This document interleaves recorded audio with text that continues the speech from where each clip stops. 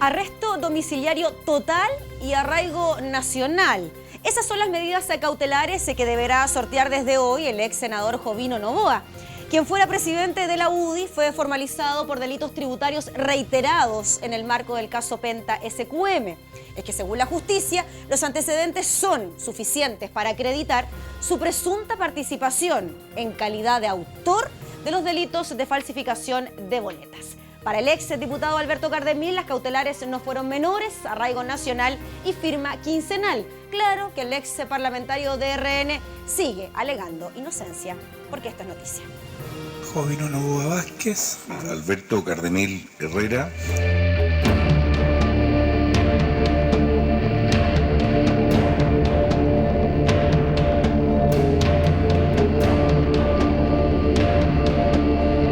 ¿Cuál es la razón que explica que el Servicio de Impuestos Internos se querelle únicamente en contra del señor Noboa? Yo la única explicación que veo es que es un enemigo político. Prácticamente se vino del tribunal y ahora está con nosotros el abogado querellante de la Fundación Ciudadano Inteligente, Mauricio Daza. Mauricio, muchas gracias por acompañarnos en Esto es Noticia. Gracias a ustedes por la invitación. ¿Se esperaba esta medida cautelar para quien fuera presidente de la UDI? ¿Era lo que ustedes se pensaban que iba a ocurrir o les hubiese gustado una medida cautelar un poquito más contundente? No, la verdad es que está bastante contundente, es exactamente lo que nosotros pedimos junto al Servicio de Impuestos Internos y al Ministerio Público. Y esto básicamente por la gravedad de los antecedentes que dan cuenta que Jovino Noboa cometió reiterados delitos tributarios durante además varios periodos tributarios y además que dan cuenta de la participación de él en estos ilícitos. Ahora, desde esa perspectiva, obviamente la cautelar de arresto domiciliario total más el arraigo nacional nos parece que es proporcional a la gravedad de estos antecedentes. ¿Por qué es distinto a la figura que en un primer momento conocíamos en cuanto a Carlos Alberto Delano y Carlos Eugenio Lavil, donde sí hubo una prisión preventiva? Sí, es que a ellos también se les imputa otros delitos, como por ejemplo cohecho y además lavado de activos. Por lo tanto, de esa perspectiva, obviamente la carga punitiva, los delitos que a ellos se les asigna, son más graves finalmente que aquellos que se le está imputando a Jovino Noboa. Mauricio, han estado ustedes detrás de todo este proceso y detrás de todas las formalizaciones también. ¿Qué te parece el argumento que da la defensa de Jovino Noboa cuando establece una especie de persecución política hacia el dirigente de la UDI? Es bastante poco serio que abogados que son profesionales vayan a un tribunal a alegar persecuciones políticas y argumentos que no son jurídicos. Acá lo que se señalaron son hechos por parte del Ministerio Público y además determinados elementos jurídicos que dan cuenta que esos hechos son delitos y que además hay antecedentes para señalar la participación. Además también hay argumentos jurídicos para establecer si es que en este caso el imputado Noboa con su libertad constituía o no un peligro para la seguridad de la sociedad.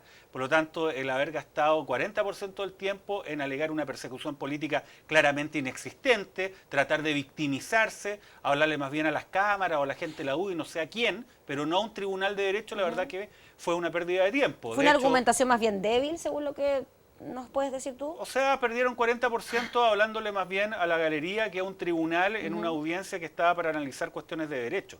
Tanto es así que el tribunal desecha todos esos argumentos desde un comienzo, ni siquiera los considera.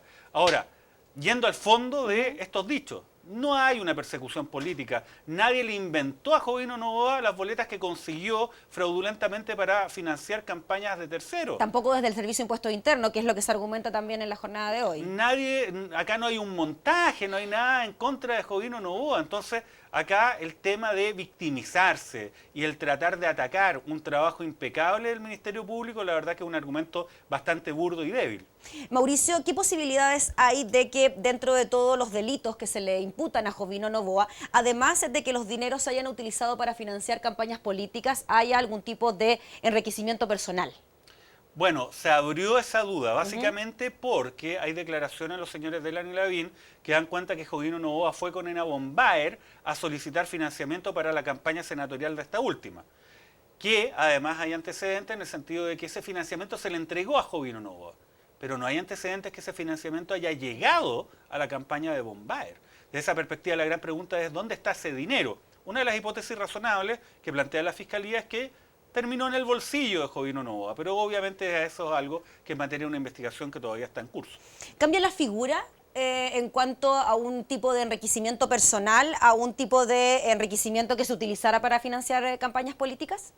En cierta medida sí, podría cambiar la figura, pero en lo fundamental, los delitos que se le están imputando, delitos tributarios, son los que tienen penas más altas, independiente que nosotros también sostenemos claramente de que este financiamiento ilícito que recibía Jovino Novoa constituye en relación a él cohecho, en la medida que él solicitó y obtuvo financiamiento ilegal mientras era senador de la República, y esto con infracciones a los deberes de probidad que le impone su cargo. Mauricio, hoy día, además de Jovino Novoa, tuvimos la determinación por parte de la justicia hacia el exdiputado Alberto Cardemil, quien sí se refirió al respecto, estuvo momentos para hablar con la prensa, y esto fue lo que nos dijo. Esas son valores, son dineros que no tienen nada que ver con la política, que tienen que ver con servicios profesionales efectivamente efectuados. Es tan burda la imputación del fiscal. Los hechos son tan inexistentes que recalco que voy a comprobar mi inocencia en los tribunales. ¿Tienen ustedes, Mauricio, antecedentes como para comprobar que efectivamente hubo trabajos por parte del exdiputado Cardemil? No, de hecho ese es el problema del exdiputado Cardemil. No hay ningún antecedente que dé cuenta que estos servicios, los cuales habría prestado a SQM, realmente se hubiesen concretado. Desde esa perspectiva, por lo tanto, entonces no hay una justificación para esos dineros y por lo tanto esta imputación tiene un fundamento consistente. Tanto es así que los fundamentos de esta imputación hoy día no fueron controvertidos por parte de la defensa del imputado Cardemil. Él dijo que los aceptaba, que los entendía, pero que no los aceptaba. Sí, esa fue parte de su argumentación, pero ¿no? básicamente lo que hizo fue negociar con la Fiscalía una determinada medida cautelar. Y acá está la gran discusión, ¿no?, que trata de plantear la defensa de Novoa. ¿Por qué a Cardemil le señalan una cautelar que es mucho menor que la mía, finalmente? De arresto que la de domiciliario Novoa? total. Claro. La diferencia es bastante obvia. Alberto Cardemil ha comparecido al a la Fiscalía a declarar, ha aportado antecedentes de la investigación. Jovino Novoa nunca lo ha hecho. Ahora, él tiene el derecho a guardar silencio, que es una circunstancia que no lo puede perjudicar, pero tampoco lo puede beneficiar. Por lo tanto, esa perspectiva, además del número de reiteraciones, hace que el panorama de uno y otro sea completamente distinto. Nos queda poquito tiempo, Mauricio, pero ¿qué posibilidades hay de que esta medida se revoque? Va a haber una apelación, entendemos, por parte de la defensa. Bueno, obviamente hay posibilidades que se puedan revocar. Eso es decisión de la Corte de Apelaciones de Santiago. Pero nosotros no estamos acá para obtener una medida cautelar intensa durante el periodo de investigación. Nosotros estamos acá para obtener condenas ejemplares al término de un juicio oral en lo penal que se concrete con todas las garantías de un debido proceso. Existen antecedentes suficientes para los efectos de poder lograr ese objetivo y eso es lo que nosotros vamos a tratar de obtener. Ya pues, Mauricio, te agradecemos como siempre la claridad para explicar todos estos temas. Que esté muy bien. Hecho, gracias por la invitación. Pausa y volvemos enseguida con más de esta noticia. Quédese.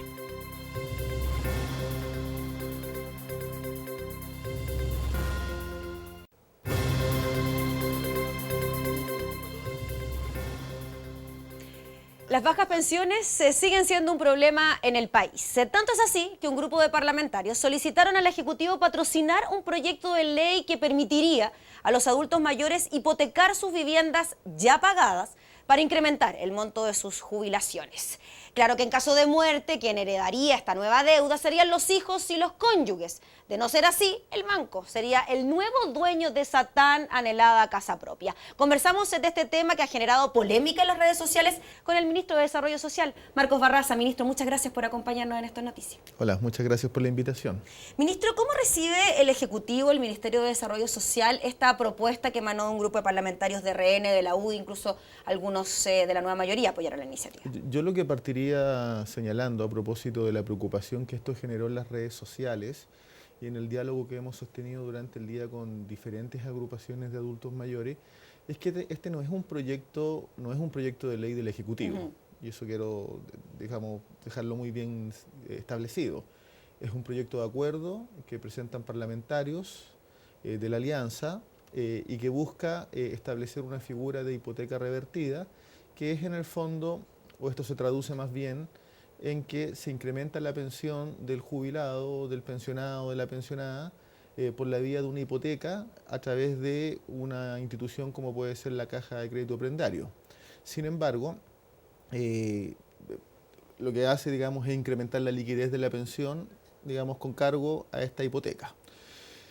Desde luego, uno siempre tiene que estar abierto a cualquier idea que pueda ser contribuyente desde el punto de vista de la calidad de vida y especialmente cuando hablamos de las pensiones de los adultos mayores. ¿Podríamos decir, ministro, que esta iniciativa es pan para hoy y hambre para mañana? Sin embargo, lo que yo quisiera destacar es que es una iniciativa que puede tener muchas objeciones desde el punto de vista técnico, a propósito de que si un matrimonio, los dos son pensionados y uno sobrevive respecto al fallecimiento del otro, queda con una hipoteca.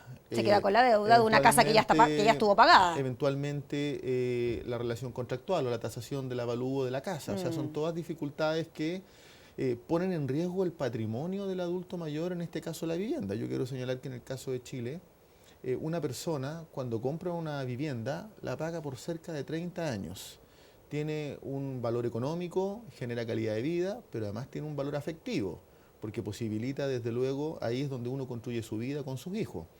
Y la pregunta más de fondo es si efectivamente las soluciones en materia de pensiones, es decir, incrementar las pensiones, pasan por iniciativas de resolución individual de los pensionados o pasan por una discusión más estructural que nos permita identificar y abordar cómo mejoramos las pensiones desde el punto de vista de la responsabilidad de la sociedad y del conjunto de los actores. Claro, porque en estricto rigor, los parlamentarios también han respondido en el día de hoy, la vivienda en sí no pasaría a ser propiedad de un banco, sino de una especie de entidad estatal, que no existe, que habría que inventarla, que habría que crearla, pero que de todas maneras genera algún tipo de suspicacia a la hora de que me digan, ¿cómo? ¿De nuevo el banco se va a quedar con mi vivienda si yo la estuve pagando 30 años? Lo que nosotros hemos dicho y como gobierno, y lo planteamos desde los primeros 100 días de gobierno, es que en Chile existen bajas pensiones. Sí.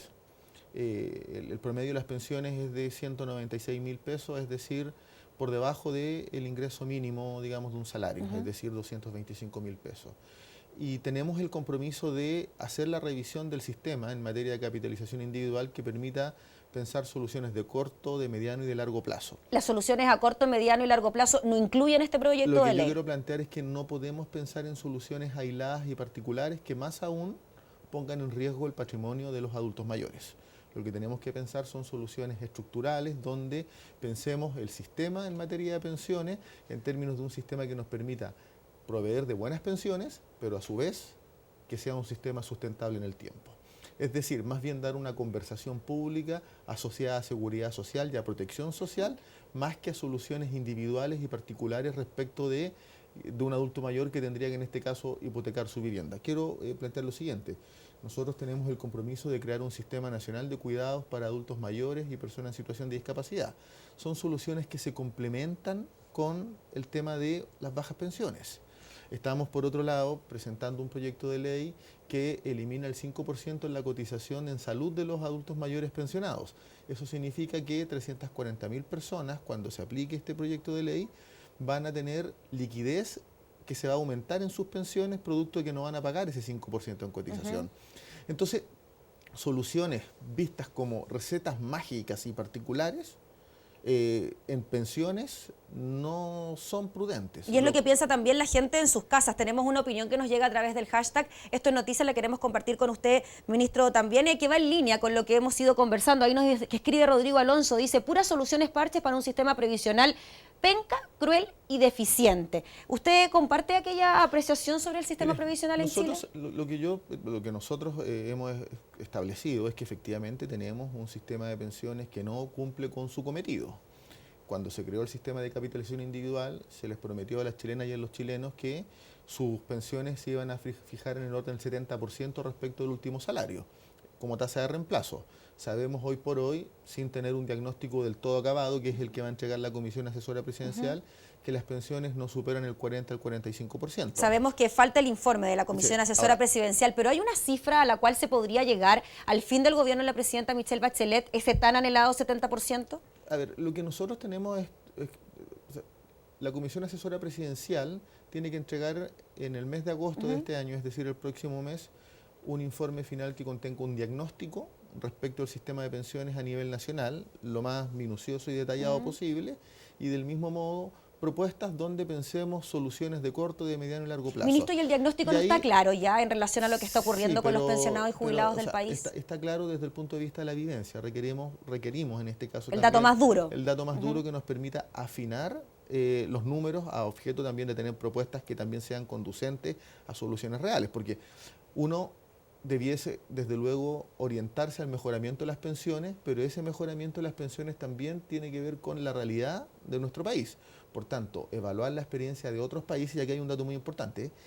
Esta propuesta de hipoteca revertida tiene expresión en Estados Unidos, en Canadá, y según los parlamentarios patrocinantes habría dado buenos resultados. Sin embargo, a ver, en el caso de Estados Unidos, los datos indican que cerca del 9,4% son viviendas que pueden ser rematadas por no pago. Eso no sé si es un dato muy amistoso desde el punto de vista de un adulto mayor. Pero lo que sí sabemos también es que en los países donde esto existe, existen además sistemas en materia de pensiones donde cohabitan expresiones de capitalización individual con sistemas solidarios. Es decir, estas medidas son medidas que no son lo sustantivo. Y en este caso en Chile no hemos resuelto lo sustantivo. Y lo sustantivo es si es que los adultos mayores, en este caso los pensionados, se rascan con sus propias uñas o en su defecto estamos pensando en un sistema que efectivamente dé una respuesta en términos de sociedad. El pilar solidario transitó en esa dirección y nos ha permitido tener 1.300.000 personas con coberturas en pensiones que antes no tenían. Pero ¿Ministro? También sabemos que eso no es suficiente y por eso estamos en este cometido que es esta propuesta de la Comisión Asesora Presidencial. Le quiero hacer una pregunta que quizás puede sonar un poco descabellada, pero que sí ha sonado fuerte en las redes sociales. ¿Podría existir en nuestro país un sistema en el que no se dependa de las AFP? Muchos dicen, bueno, yo ahorro mensualmente mi plata, ¿por qué no puedo sacar esa plata, invertirla como yo quiero y así asegurarme una mejor jubilación? A ver, en la Comisión Asesora Presidencial expusieron cerca de 79 entidades distintas con sus propuestas sobre pensiones. Se hizo audiencias en todo el país, en las 15 regiones, para diagnosticar y levantar la opinión tanto de las personas como de las organizaciones o diferentes actores del mundo laboral, del mundo previsional. Y en general está en discusión si es que el sistema tiene que ser capitalización individual químicamente puro, tal como hoy día opera, si es que tiene que haber un componente solidario en términos de cotización del trabajador, del empleador, del Estado, son materia de discusión. Todavía no hay certeza si es que se pueden aumentar las edades de jubilación o bien aumentar la cotización mensual. Lo que hay que tener presente es que todas esas iniciativas, como aumentar la edad de jubilación, como aumentar la cotización, cómo operaría la institucionalidad, hay que entenderlas como una conversación de orden sistémico.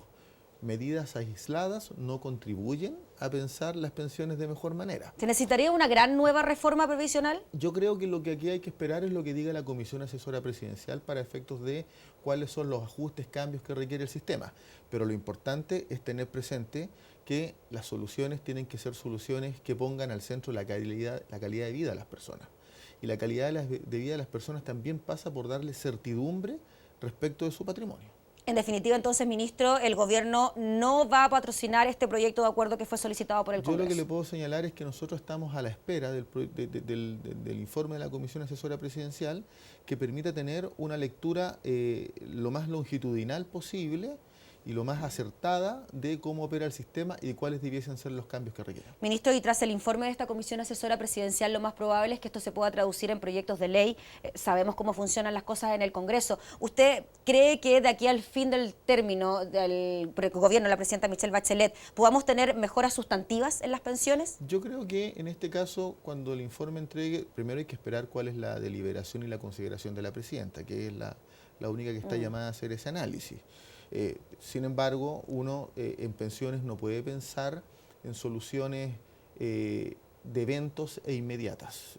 Si uno quiere mejorar las pensiones de manera significativa, tiene que pensar en periodos prolongados, periodos que permitan... ¿A pesar de que las necesidades de los jubilados sean inmediatas? Pero ahí hay que hacer un mix adecuado en iniciativas legales. Yo le quiero contar que así como se va a presentar el proyecto de ley que elimina el 5% de cotización en salud para adultos mayores, del mismo modo se está presentando un proyecto de ley que crea cuota mortoria, cobertura para aquellos adultos mayores que hoy día no la tienen.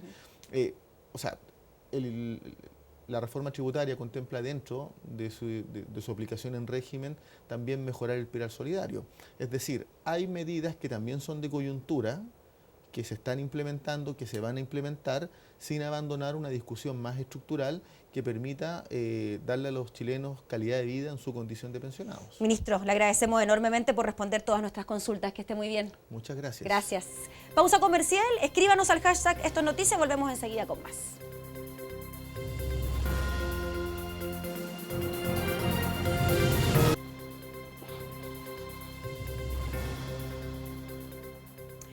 Cuando ya la marraqueta fue más crujiente y el té seguramente le resultó más dulce, llegó el momento para preguntarse qué pasará con las grandes estrellas de nuestra selección campeona de América. Desde el cuerpo técnico hasta las principales figuras de la oncena titular tienen un incierto futuro en el fútbol internacional. ¿Se queda o no Jorge Sampaoli como técnico? José Luis Ortega nos acompaña. ¿Cómo estás, José Luis? Que ya no puede más de felicidad todavía. ¿Cómo estás, José? Hola Gabriela, ¿cómo estás? Un agrado saludarte. No podemos más de felicidad, lloramos ese día, moco tendido, como se dice en buen chileno, y era que no, si somos de la generación de donde no habíamos ganado nunca nada y por fin se da. Con respecto a tu pregunta, el futuro de Jorge Sampaoli al final del partido quedó como incierto, porque él dijo, no es hora de preguntar, del futuro vamos a hablar después, durante la semana, etc. Hoy Sergio Jadue apareció, hasta matinal incluido, por si acaso, en varios medios de comunicación, radio, etc., diciendo que Jorge Sampaoli se queda y que va a cumplir su contrato hasta Rusia 2018. O sea, por lo menos con eso sí nos podemos quedar, ¿no? Con que Jorge Sampaoli se queda. Hoy día escuchaba a Marcelo Díaz, y decía que a él le interesaba mucho que Jorge Sampaoli se quedara como técnico de la selección, que no había otra persona como él. Sí, me leíste la mente, porque hacia allá iba yo perfectamente, que es que yo comparto plenamente las declaraciones de Marcelo Díaz. Y no es que me quiera subir al carro la victoria, ni aprovechar de que es el momento del técnico, pero de verdad yo no veo otro que sea un reemplazante. Y si se va Sampaoli, va a ser muy complejo poder mantener este nivel de la Roja. Yo creo que están todos acostumbrados y además en 3 meses más vienen las clasificatorias. Si esto no para, el próximo año viene la Copa del Centenario. El que sigue, viene la Copa Confederaciones, el que sigue el Mundial. Es decir, todo esto es cuando uno se transforma en un equipo ganador, Gabriela, con esto quiero agregar eso. Cuando uno se transforma en un equipo ganador y gana copas, sucede esto, que vienen muchas competencias, todas una detrás de otra, y hay que prepararla, y Jorge Sampaoli es el indicado, y además que nos complicaría si es que no tenemos técnico. Perfecto, tenemos un ticket entonces para Jorge Sampaoli, nos faltan otros más. ¿Qué pasa con algunas de las estrellas? Sé que ya antes de la Copa América estaban ahí nomás en sus equipos internacionales. Mira, es un poco diametral lo que ocurre, por ejemplo, con Alexis Sánchez o Claudio Bravo, que están absolutamente consolidados en cada uno de sus equipos, y otros que buscan, por ejemplo, tener otro horizonte. Es el caso de uno de los mejores jugadores de la Copa. Está en el podio, sin lugar a duda, entre los 3 mejores de la Copa. Charles Arangui, que es un jugador silencioso, que a lo mejor no vende tantas camisetas y por eso es que no ha recibido tantos premios, pero es claramente un jugadorazo. Para mí un jugador perfecto, es guapo, va al frente, tiene buen manejo de balón, es aguerrido, es choro, como se dice en buen chileno, pisa las 2 áreas, tiene una capacidad física exuberante. Él debiera irse a Europa sí o sí. Dicen que el Manchester City lo quiere, a ver si es que Manuel Pellegrini hace el intento, o también el Bayer Leverkusen. Arturo Vidal, que tuvo este incidente del Ferrari, que ya parece ser una anécdota, pero que va a tener que cumplir frente a la justicia ordinaria, en un tiempo más va a tener que nuevamente presentarse en tribunales, y está en la órbita del Real Madrid. Antes del campeonato ya estaba en la órbita del Real Madrid. Como jugó un buen campeonato, perfectamente puede llegar, e incluso hay algunos medios españoles que dicen que está esto prácticamente ratificado, e incluso dieron la cifra de una cantidad de millones de euros bastante grandes. Uno que está en la incertidumbre y que tuvo una gran Copa América es Mauricio Isla. Volvió a ser el Isla que nosotros estábamos acostumbrados.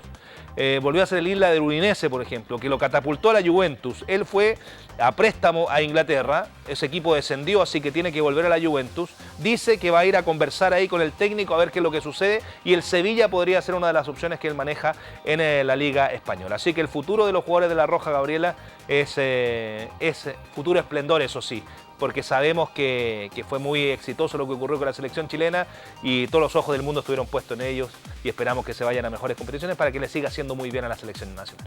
El mejor futuro para todos ellos. Muchas gracias, José Luis, que estés muy bien. Un abrazo. Chao, chao.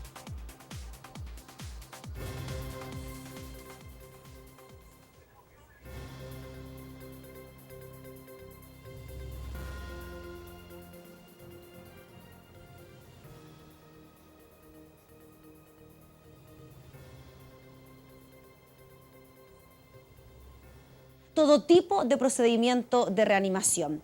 Esto nos decía el deportista nacional un día antes de dejarnos. Les mando un saludo muy grande desde la Copa América, que en Chile mañana se sabrá qué es lo que pasó. A esta altura, cuando vean el video, ya van a estar felices porque Chile ganó.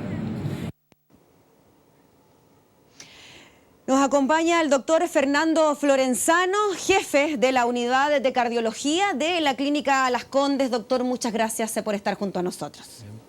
Doctor, ¿cómo se puede explicar que una persona que no supera los 50 años, que además es deportista, que constantemente está frente a procesos de entrenamiento intensivo, sufra una enfermedad que generalmente está asociada a otro tipo de vida? Bueno, es altamente probable que la causa de esta muerte súbita cardiovascular, que es lo que le agradeció a esta persona, tenga que ver con una enfermedad coronaria latente, no reconocida.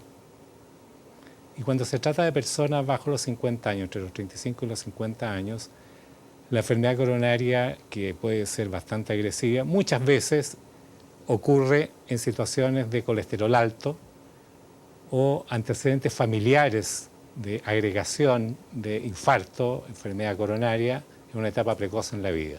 Doctor, usted mencionó dos aspectos que me generan una duda. Primero, muerte súbita. Quizás estamos acostumbrados a ese concepto asociarlo a los niños, a las guaguas, cuando están en las cunas. ¿Por qué ahora hablamos entonces de un adulto con este tipo de enfermedad? Lo que estamos hablando de muerte súbita cardíaca. El problema de los niños pequeños es otro problema que no es exactamente el mismo.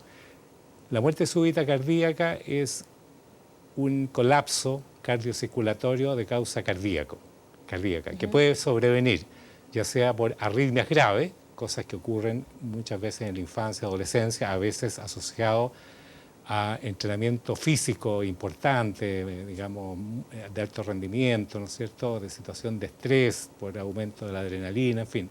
Esa es una situación en la cual sobreviene la muerte súbita cardíaca. Eso son los niños y adolescentes.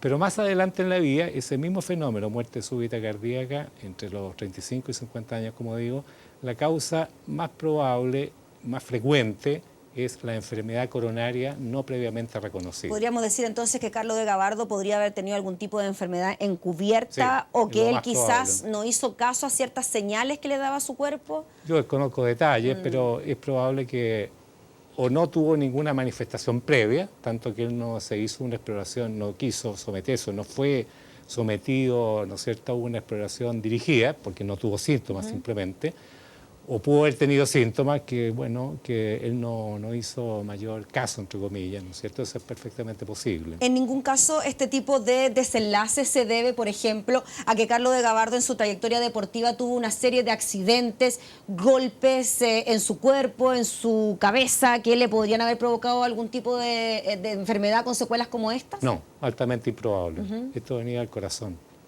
O sea, él seguramente tenía una enfermedad sí, en su corazón. No reconocía. Y esto, doctor, se debe a lo que tradicionalmente conocemos como hipertensión arterial, algún tipo de problema con el colesterol, como usted nos comentaba. Claro, la condición subyacente a la muerte súbita cardíaca en este tramo de edad es la enfermedad coronaria. Esos son placas de material anormal en la pared de las arterias coronarias que surten de sangre al propio corazón. Con el transcurso del tiempo, en algunas personas predispuestas se van formando alteraciones de la pared vascular, muchas veces por acumulación de colesterol, que normalmente circula por la sangre, ciertas personas cuyas arterias tienen mayor avidez por captar el colesterol que circula por la sangre, y esto es interiorizado en las arterias. Y en las arterias este colesterol, plaquetas, otro material normal, produce inflamación de la pared arterial. Esa inflamación produce una fisura, y la sangre que tiene plaquetas llega a ese lugar de la fisura y dice, entre comillas, aquí hay una herida, y va y forma un coágulo. Y ese coágulo detiene la circulación momentáneamente en esa parte del corazón y sobreviene una arritmia que mata a la persona en forma muy rápida, que es lo que le debe haber ocurrido a esta persona. Doctor, no sabemos si Carlos de Gabardo tuvo o no señales de esta enfermedad, pero ¿cuáles son los síntomas que tradicionalmente pueden aquejar a un paciente, a una persona? La persona que tiene una muerte súbita cardiovascular puede tener un colapso inmediato, instantáneo, que no alcanza a dar nada, en una forma. Otra forma es dolor del pecho, que es la manifestación más habitual del infarto agudo del miocardio, que no da arritmias que matan de inmediato a la persona, sino que sobreviene ¿no es cierto?, esta oclusión de la arteria coronaria, la persona tiene mucho intenso dolor del pecho, muchas veces tiene caída la presión arterial, se siente extraordinariamente mal, en fin, y uno puede reconocer el infarto por el electrocardiograma y eso tiene su tratamiento bien establecido. Otras veces la persona puede tener una sensación de falta de aire muy intensa, ahogo muy importante. Y por último, fatigabilidad, una sensación de fatiga muy, muy intensa antes del colapso. Esos son los síntomas de este fenómeno que llamamos muerte súbita de origen cardíaco. Doctor, en ningún caso nos debemos confundir. La práctica deportiva no nos va a llevar a este tipo de situaciones. No dejemos de hacer deporte porque nos pueda ocurrir algo como lo de Carlos de Gabardo, ¿no? No, es probable que Carlos Gabardo, habiendo sido una persona deportista, siendo delgado, no habiendo fumado, yo presumo que no fumaba, logró llegar a esta edad que llegó. Si no hubiese tenido esos buenos hábitos de vida, probablemente esto le habría acaecido tal vez una década o 5 años antes de lo que ocurrió. Porque se sabe que los buenos hábitos de vida más bien retardan la enfermedad coronaria. Pero él seguramente tenía una forma agresiva que internamente iba avanzando sin que él lo supiera. Doctor, le queremos agradecer por estar junto a nosotros, por clarificar esta causa de muerte y también por esta recomendación que de pasadita nos hace. La práctica deportiva en ningún caso nos va a generar una acción como esta. Doctor, muchas gracias, que esté muy bien. Gabriel, encantado. Pausa comercial, volvemos enseguida con más de Esto es Noticia por las pantallas de UCB Televisión. Quédese.